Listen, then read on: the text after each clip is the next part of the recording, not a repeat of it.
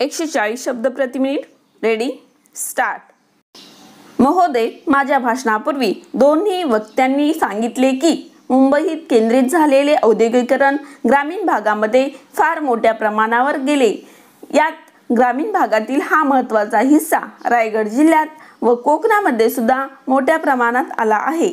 आम्हाला मिळालेला समुद्र हा शाप की वरदान आहे, असा अनेक वेळा आम्हाला प्रश्न पडतो. कोकणाला निसर्गाने खूप मोठे लेणे व देणे दिलेले आहे. गोवा व केरळ या राज्यांची अर्थव्यवस्था पर्यटनावर अवलंबून आहे. त्यापेक्षा खचितच जास्त चांगला व नयनरम्य 720 किलोमीटर लांबीचा समुद्रकिनारा कोकण व महाराष्ट्राचा वैभव ठरला आहे. असे असले तरी त्या भागात औद्योगिकरण झाले. याशिवाय रासायनिक उद्योगाची मोठ्या प्रमाणात उभारणी झाली. मी तर म्हणेन की दूषित पाणी सोडण्यासाठीच त्या परिसराची निवड केली गेली की काय, असा सुद्धा प्रश्न त्या निमित्ताने निर्माण होत आला आहे. एका बाजूला औद्योगिकरण वाढल्यामुळे रोजगाराची साधने वाढली आहेत आणि दुसऱ्या बाजूला नागरीकरणाचा टप्पा प्रचंड प्रमाणात वाढला आहे. परिच्छेद.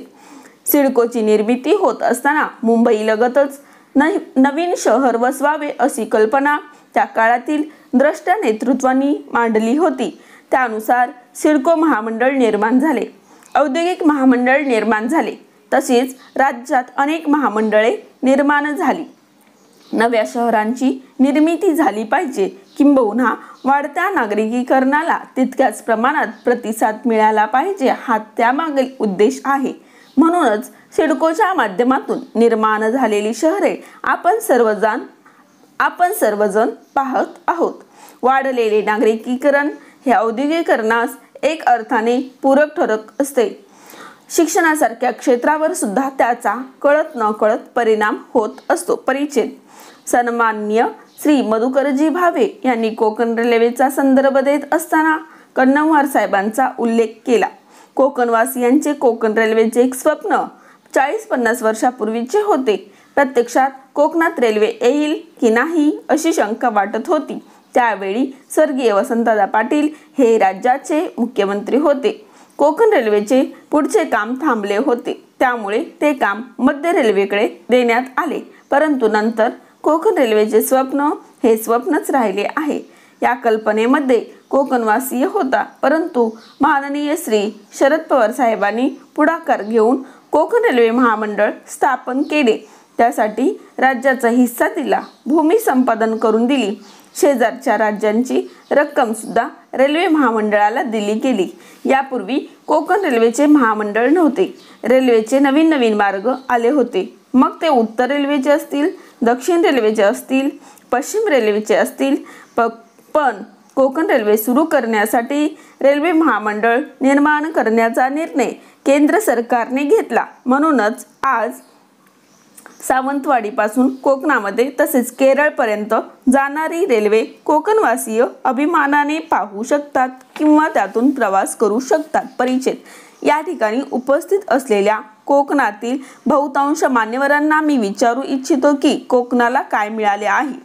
आई वडिलांनी किंवा वाडवडिलांनी परंपरागत लावलेल्या आंब्याच्या किंवा काजूच्या बागांवरच आपण जीवन जगत होतो. त्या ठिकाणी हजारो हेक्टर जमीन पडीक होती. माननीय श्री शरद पवार साहेब मुख्यमंत्री असताना काँग्रेसच्या तत्कालीन सरकारने रोजगार हमी योजनेची सांगड घालण्याचा एक क्रांतिकारी निर्णय घेतला गेला. त्यामुळेच आज गेल्या 15 ते 20 वर्षापासून 3.5 लाख हेक्टर जमीन काजू आणि आंब्याच्या बागायतीखाली आहे. आम्ही आज प्रचंड मोठ्या प्रमाणात हापूस आंबा निर्यात करीत आहोत. आज कोकणातील हापूस आंबा अमेरिकेच्या परिसरामध्ये जात आहे आणि याचे महत्त्वपूर्ण कारण म्हणजे यामध्ये झालेला आमूलाग्र बदल आणि त्यातून निर्माण झालेली अर्थव्यवस्था होय. परिच्छेद. कोकणामध्ये विजेच्या निर्मितीचाही प्रश्न आहे. 2000 सालानंतर भारनियमनासारखा शब्दप्रयोग वापरात आला. त्यावेळी पहिल्यांदा आपल्याला हा शब्दप्रयोग ऐकावयास मिळाला आणि त्याबद्दल नागपूर येथील मंत्रिमंडळाच्या बैठकीमध्ये चर्चा झाली तोपर्यंत आपल्याला भारनियमन हा शब्द माहिती नव्हता. विजेचे उत्पादन आणि विजेची मागणी याची पुरेपूर सांगड घालण्याचे काम महाराष्ट्र राज्याने त्या क्षणापर्यंत केले होते. कोयनेची निर्मिती करीत असताना स्वर्गीय यशवंतरावजी चव्हाण साहेबांनी तत्कालीन पंतप्रधान पंडित जवाहरलाल नेहरू यांना तेथे आणून योजनेचे लोकार्पण केले. तेव्हा महाराष्ट्र राज्याने विजेच्या क्षेत्रामध्ये पहिल्या प्रथम देश पातळीवर फार मोठ्या प्रमाणात निश्चितपणे पावले उचलली असे म्हणावे लागेल. लेक टॅपिंग झाले याचा आम्हाला निश्चितपणे अभिमान वाटतो. पण गेल्या 50 वर्षामध्ये आम्ही नेमके काय मिळवले? विशेष करून जलसंधारणाच्या बाबतीत जलसंपदा विभाग, पाटबंधारे विभागांच्या माध्यमातून आम्ही नेमकी कोणत्या प्रकारची उपलब्धी केली असा सहज प्रश्न मागील 50 वर्षाचे सिंहावलोकन करीत असताना तुमच्या आणि माझ्या मनात निश्चितपणे येऊ शकतो. ओहर